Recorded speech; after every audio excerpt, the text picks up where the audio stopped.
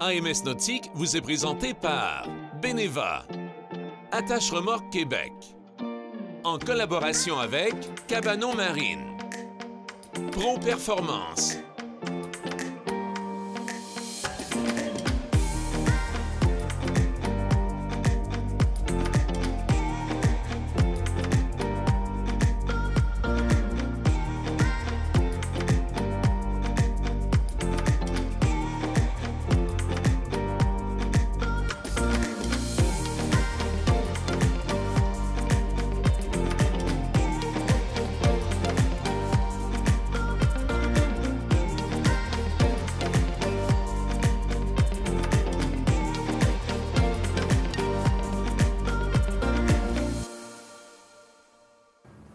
Bonjour tout le monde, bienvenue chez AMS Nautique, une autre émission qui vous parle de navigation, d'évolution dans la technologie et de nos magnifiques plans d'eau. Restez avec nous! Cette semaine à AMS Nautique, on fait une sortie sur le fleuve avec le magnifique voilier Odyssey 349 de la compagnie Jeannot avec les gens de chez Cabanon Marine. Pierre Duchesne de chez Beneva discute avec Marcel des réclamations d'assurance.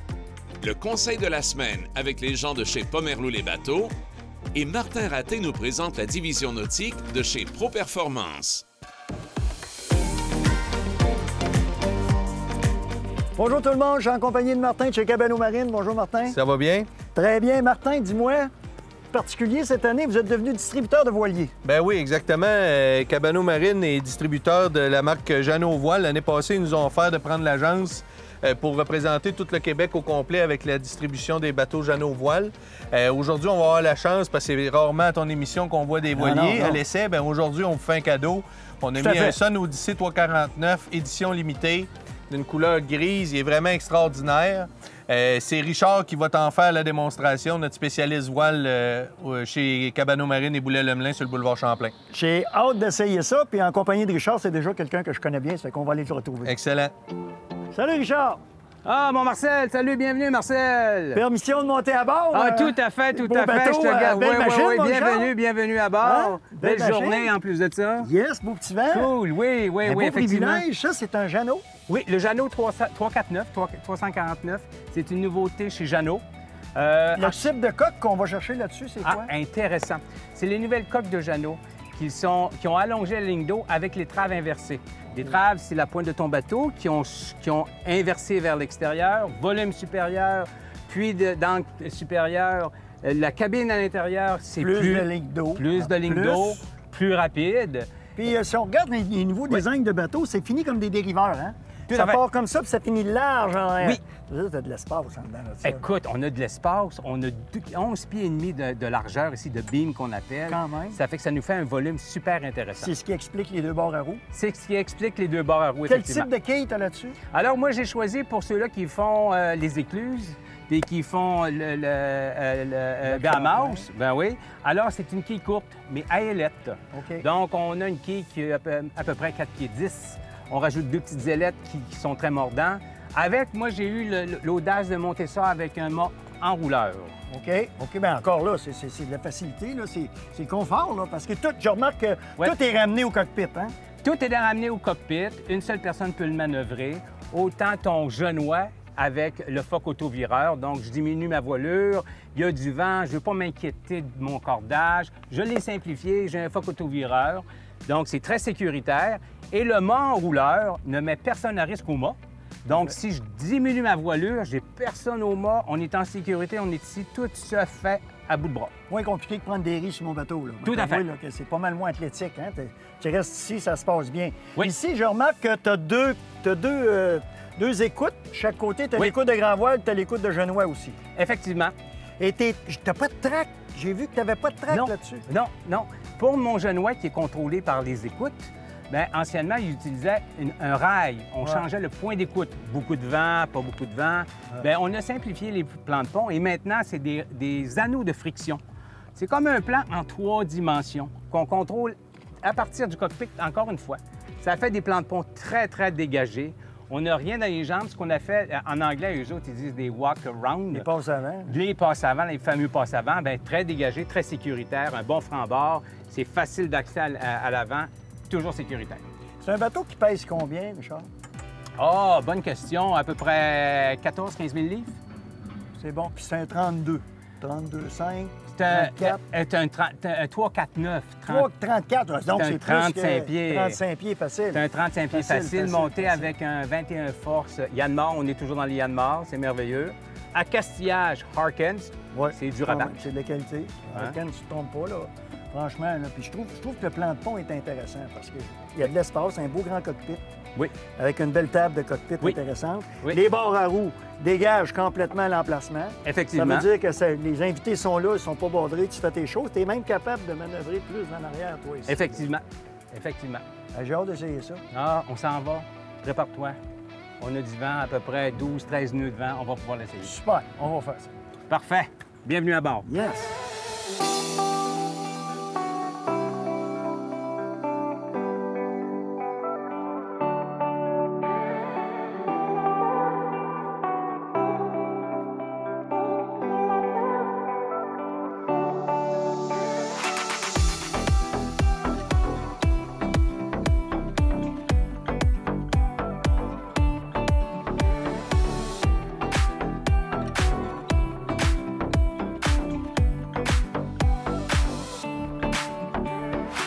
Alors, Marcel, on arrive, on est taqué. Comment tu as trouvé ton expérience? D'abord, j'ai été agréablement surpris pour une chose. C'est un bateau qui est très stable par sa coque, à cause de son type de coque. Hein. On se déplace dessus, puis le bateau ne bouge pas. Il n'est pas toujours emballant parce qu'il est quand même stable. La quille fait un bon job avec l'ailette. Tu as 2 gouvernails là-dessus. Donc, les safrans, ça ajoute à la stabilité. Oui. Autre affaire, j'ai été surpris de voir jusqu'à quel point il pointait, jusqu'à quel point il remontait dans le vent. Ça m'a surpris. Dans ma tête, je suis parti avec un petit préjugé en disant, je regardais au vent, il accotait sa coque, je me dis... Mais c'est un bateau de grand voile. Il y a beaucoup plus de surface de voilure sur la grand voile que sur la voile avant. Oui. En conséquence, on est capable de rentrer la voile avant beaucoup plus. Oui. Et ça fait un beau travail de ce côté-là. J'ai aimé ça. Et tu as vu, à un moment donné, pour parler français, on l'a crinqué. Oui. On l'a monté bien comme il faut. On lâche à bord, bien équilibré, il s'en va, il est bien stable. Somme toute, c'est un bateau qui est agréable à naviguer. Oui. Moi, c'est sûr que je suis habitué avec je trouve que l'espace pour les winches sur les écoutes, tu es trop proche des roues. Ça a un inconvénient quand vient le temps de wincher, c'est dur. Par contre, ça a un avantage, tu es tout seul sur le bateau, tu barres à côté de ta roue. Ça travaille. Fait qu'un bateau, c'est des compromis. Oui. On le sait, puis là-dessus, c'est bon. Oui. Tout ramené au cockpit, mais comme tu dis, personne n'est à risque en avant sur le pont. Il y a un beau jeu à faire aussi avec... il n'y a plus de track, là, maintenant. C'est des... comment tu appelles ça? Des anneaux de friction. Des anneaux de friction. Des anneaux de friction, ça fait le travail au bout. Ça fait très bien. Hein, on a joué avec. C'est un travail qui se fait très bien. L'intérieur, ben là, ça se passe de commentaires. On a des bateaux de 40 pieds qui ont moins d'espace que ça à l'intérieur. Effectivement. Vraiment un grand lit, un grand carré. Tu respires, c'est clair dans le bateau. Oui. Une douche à part la salle de bain, ça veut dire que quand tu prends ta douche, tu n'es pas obligé de laver la toilette. J'adore le plan de pont arrière, la passerelle que tu baisses. Cette plateforme-là, c'est magnifique. Tu n'es pas toujours en train de marcher sur le pont d'un passe avant, tu passes puis tu rentres par là. D'ailleurs, c'est ça, Jeannot, se positionne dans le marché en disant on va faire des walk-around. C'est des passes avant faciles d'accès avec peu d'obstruction le long des passes avant. Avec les traves inversées aussi, ça nous donne un volume supérieur à l'avant pour ton puits d'ancre puis pour ta cabine avant. Oui, puis ce qui n'est pas négligeable, c'est la longueur de la ligne d'eau, la surface mouillée. Tu sais qu'on sait que la vitesse de coque d'un bateau, c'est 1,4 fois la racine carrée de la ligne d'eau. Alors, on sait que tu vas être rapide. C'est un bateau qui est rapide pour ça, à cause de ça, ce niveau-là. Puis, en même temps, bien, tu as un hélice d'étrave en avant de ça. Tu as un propulseur d'étrave, effectivement. Un propulseur d'étrave que j'oublie que tu as tout le temps, puis je te vois manœuvrer, puis je me dis, tu vas être serré, puis tu sors ça. Alors ça ça facilite la tâche énormément. Oui. Très bien. Tu nous as accosté le reculon, d'ailleurs, puis tu as fait ça comme un camion, finalement. Oui, effectivement, il est facile d'approche, il est facile de manœuvre. On ne met pas à risque les équipiers. C'est génial. Je trouve que c'est une belle... Il est beau. Esthétiquement, c'est une belle embarcation.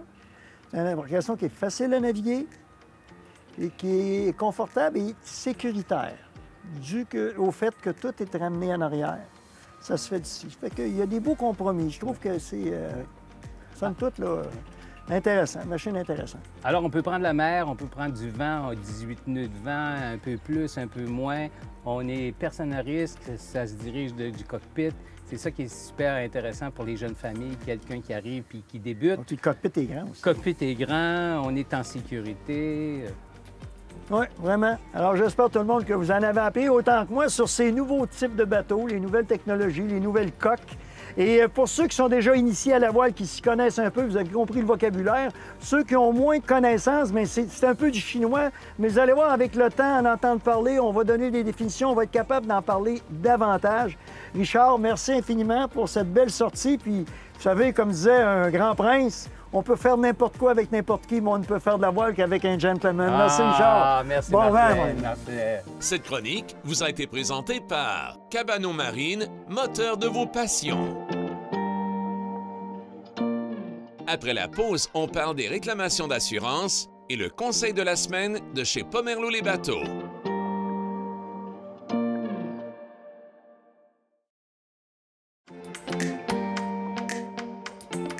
Alors, de retour avec Pierre Duchesne. Comment ça va, Pierre? Ça va bien, toi, Marcel? Très bien. Pierre, on va parler de réclamation, de compagnie d'assurance. Vous êtes bon là-dedans, vous en avez. Bien, on est là pour ça. Qu'est-ce que vous avez là, de plus courant comme type de réclamation?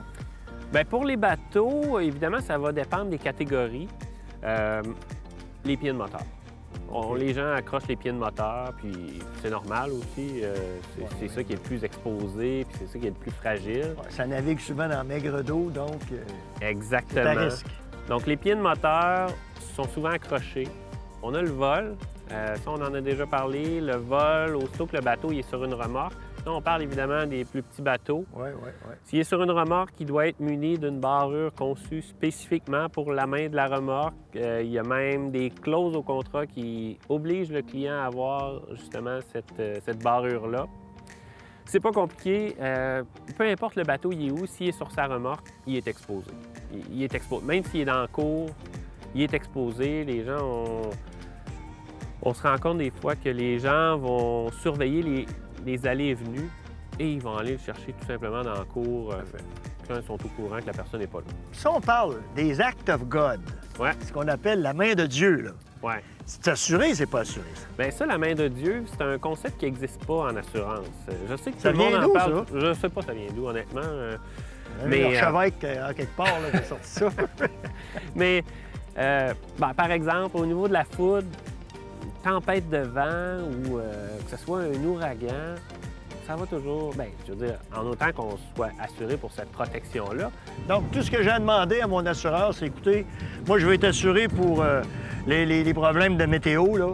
Je veux que ça soit compris dans ma police. Fait que les autres regardent ça puis ils s'en vont avec ça. Ah, ça va être assez simple parce que ça fait partie de la plupart, bien, de pratiquement toutes les polices d'assurance là, qui existent pour qui sont conçues pour des bateaux, là. Sauf si on décide de juste assurer la responsabilité civile. Mais habituellement, quand on a un bateau qui a une certaine valeur, on va prendre la protection complète. Alors, voyez-vous, il y a toutes sortes de mythes quand on parle de navigation, d'entretien de bateau, de type d'assurance. C'est très important de faire affaire avec les bonnes personnes, les gens qui s'y connaissent pour nous éclairer un peu. Merci, Pierre. Merci, Marcel. Ce segment d'émission vous a été présenté par Beneva, les gens qui protègent des gens. Vous arrivez chez vous avec votre nouvel investissement, un beau bateau, un beau ponton. Vous ne savez pas trop comment le mettre sur le bord du quai. Est-ce que je vais l'attacher tout simplement? Est-ce que mon quai est assez solide? Il y a plusieurs façons de sécuriser l'embarcation. Souvent, les gens qui vont avoir un ponton comme celui-là vont dire bien, je vais tout simplement mettre des bouées et l'attacher avec des cordes sur le quai. Il existe aussi des fouets d'amarrage. Les fouets d'amarrage, c'est très pratique, moins coûteux qu'un élévateur. C'est intéressant puisqu'on va empêcher l'embarcation de venir se cogner contre le quai. Donc, c'est un fouet de fibre de verre. Il faut l'acheter en conséquence du poids du bateau. Donc, renseignez-vous, là, si vous appelez chez Pomerleau les bateaux avec nos gars aux pièces, ils vont pouvoir vous dire « OK, j'ai un bateau de tant de livres, voici le bon fouet que ça prend avec votre embarcation. » Et ensuite de ça, quelqu'un qui veut être au summum du confort ou de la protection, j'irai avec un élévateur. L'élévateur à bateau, il y a plusieurs types d'élévateurs. Il y a des élévateurs manuels, il y a des élévateurs électriques, il y a des élévateurs hydrauliques. Si on commence avec le manuel, on va avoir des plus petites capacités en charge. Donc, un élévateur à motomarine ou jusqu'à un bateau de 3500 à 4500 livres, ça peut rester un élévateur qui va être contrôlé manuellement, donc à l'aide d'une roulette. C'est facile à lever quand même. C'est sûr que c'est un peu plus long. Par contre, les mécanismes qui sont à l'intérieur, c'est fait pour faciliter la tâche. Ensuite de ça, bien, on pourrait acheter un élévateur manuel et puis le convertir électrique. On va mettre un moteur électrique, puis ça, bien, on peut aller jusqu'à 5500 livres. Donc là, encore une fois, on vient faciliter l'opération. Ça peut être encore intéressant. Si on a un bateau plus pesant, si on regarde des bateaux sport nautiques qui sont derrière moi, souvent, on va aller jusqu'à du 10 000 livres de capacité. Puis on a même des élévateurs flottants qui vont jusqu'à 30 000 livres de capacité. Donc ça, c'est important. On a vraiment des élévateurs qui sont conçus pour chaque utilisation.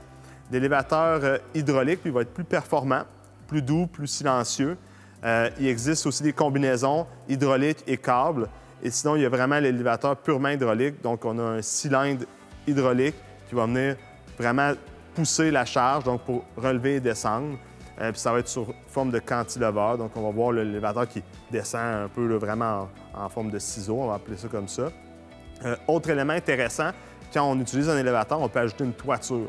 Donc, la toiture va venir protéger le bateau au niveau des rayons UV et aussi au niveau des intempéries. Donc, ça facilite puis ça ajoute un peu de confort à l'utilisation de notre bateau, puisqu'on fait juste descendre le bateau à l'eau, on s'en va l'en profiter, puis quand on revient, on le remonte dans l'élévateur, caché dans la toiture, donc on n'a pas besoin de mettre de toile. Donc, c'est vraiment intéressant. Donc, au final, l'élévateur, son utilité, c'est vraiment de protéger le bateau lorsqu'on n'est pas à la maison.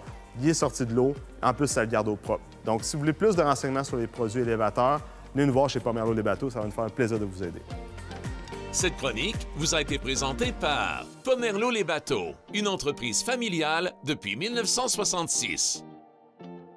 Au retour de la pause, nous effectuons un survol de la division nautique de chez ProPerformance.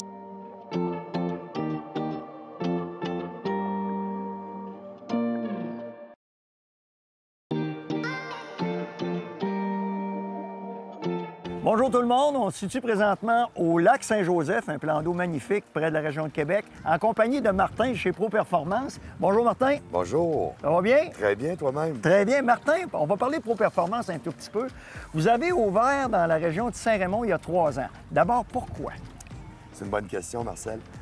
Dans le plan d'affaires à Bois-Châtel, on avait la possibilité de faire l'acquisition de motos limitées puis de la ligne de produits indienne, de motos indiennes. Alors, ça nous a forcé à agrandir la surface. Et là, la marine, on avait une vision par Polaris d'avoir une franchise Polaris à Saint-Raymond. Je connais bien le secteur à Saint-Raymond. Et on a profité de l'occasion pour transférer la marine qu'on voyageait de Bois-Châtel dans Port-Neuf. Allô? On fait beaucoup de livraisons à Trois-Rivières, partout. Donc, on a démarré ProPerformance Port-Neuf il y a 3 ans et quelques mois maintenant. Et on est vraiment là-bas concentré sur Polaris, sur des véhicules électriques, mais sur la marine. Donc, de plus, on a joint à la formule Sylvan qu'on avait, Godfrey, qui est un produit de haute qualité, pour nous permettre d'avoir plus d'unités. Hein. C'est pas des périodes tellement faciles. Juste pour être indiscret, comment ça se passe ici au lac Saint-Joseph par rapport à vos embarcations? Étant résident ici, on a travaillé fort notre marché, puis présentement, au lac Saint-Joseph, on a au-dessus de 40 unités. Quand même. En ponton seulement. On a du bateau, on a beaucoup de choses, mais déjà, on s'occupe beaucoup des gens. T'es tout le temps ici, toi, Martin? Ben oui, on vit ici, donc c'est la même chose au Lac-Sergent. On a un ambassadeur au Lac-Sept-Îles. Donc, et dans Port-Neuf, les pourvoiries, des petits pontons. Puis... Alors donc, effectivement, c'était une bonne idée, puis ça répond aux besoins. Et on a vraiment un bon succès. Un travail 7 sur 7 que tu fais de toute façon auprès de la clientèle. Pas le C'est choix. toi qui les sers, c'est toi qui mets leur bateau à l'eau, c'est toi qui sors leur bateau à l'eau. Tu fais ça personnellement pour t'assurer que le contact soit bon et que le client soit vraiment servi comme ça devrait. Et ça nous permet de suivre et ça nous permet de bien comprendre les attentes puis d'améliorer nos processus de travail.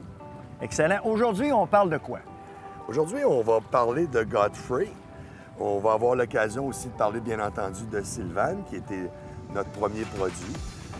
Les gens connaissent peu Godfrey, donc on va vous présenter 2 modèles C'est des pontons, ça. De pontons.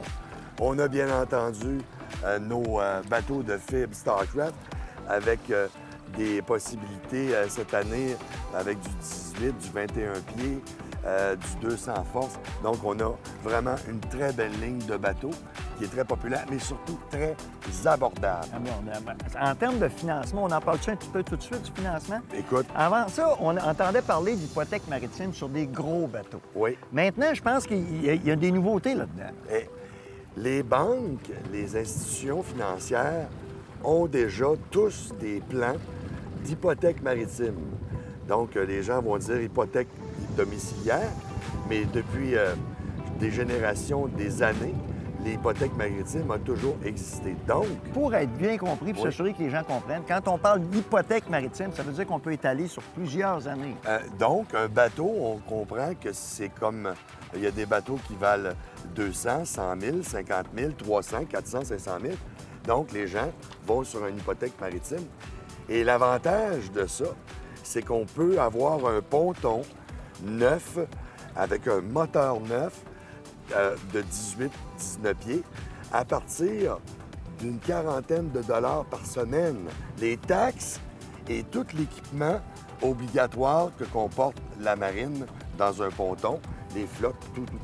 Histoire de bien terminer notre entrevue, là, quand on parle de 40 par semaine, on sait que la construction de ces embarcations-là, maintenant, l'obsolescence est beaucoup plus loin qu'elle l'a déjà été. Ça peut durer 10, 15, puis 20 ans facile. Écoute, si c'est on entretenu. va en parler. Les moteurs sont garantis longtemps maintenant. Les planchers respirent. La qualité des constructions, c'est vraiment... c'est plus un morceau de vénir là, qu'on avait. On en profite, Martin. On va en voir un. On va voir un ponton. Formidable. Allons-y.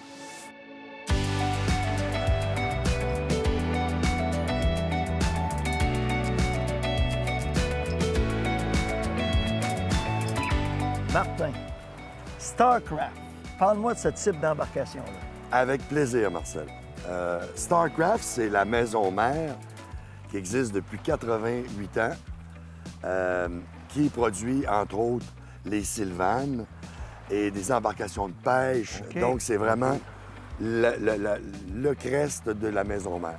Alors, ils ont développé une ligne de bateaux que je qualifierais de très bonne qualité, avec une particularité à l'avant de double coque. On appelait ça à l'époque un double coque, qui nous permet une stabilité. On a déjà essayé l'embarcation, tu te rappelles, une stabilité accrue. L'avantage, c'est qu'on est vraiment au goût du jour. Alors, on a le SeaDock, on a le tapis intérieur qui résiste à la chaleur. C'est un peu imitation tech, là. Et c'est ça, exactement. Les gens, de plus en plus, recherchent ce type de... Pas d'entretien. Pas de tapis, pas de moisture. C'est ça. Et le confort est là.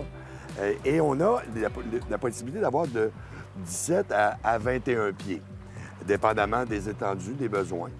Ça vient avec les kits de montage pour pouvoir faire du ski nautique, des plaisirs nautiques, de la trip. Là, et ça devient... Ça arrive avec un équipement complet, là. Le profondimètre, la radio de haute OK, il arrive équipé.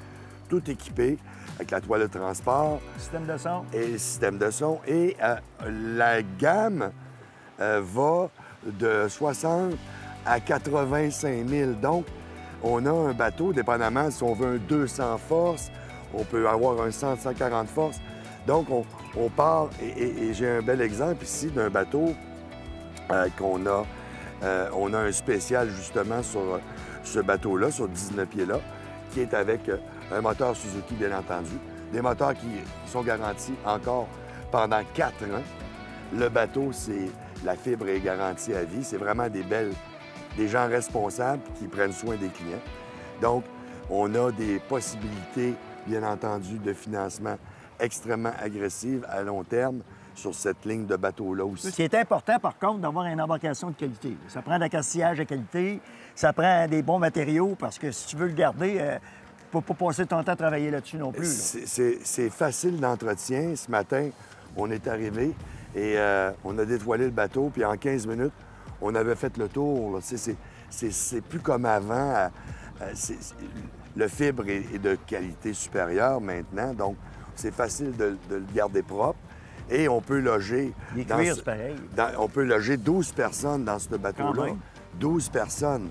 Donc, il y a des tables qui se rajoutent.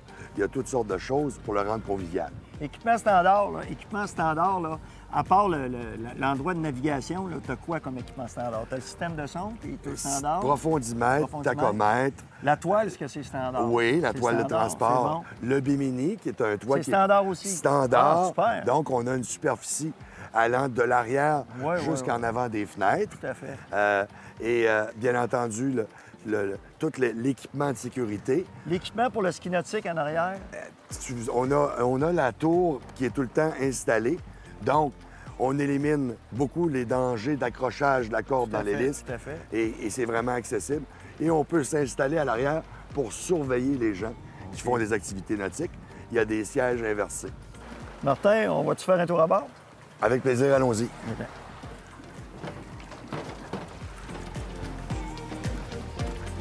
Cette chronique vous a été présentée par Pro Performance Saint-Raymond et Bois-Châtel pour offrir le meilleur service.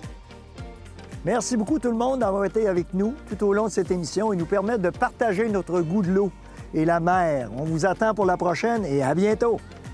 Pour revoir nos émissions, rendez-vous sur notre site télémag.tv. AMS Nautique vous a été présenté par Cabanon Marine et par Pro Performance.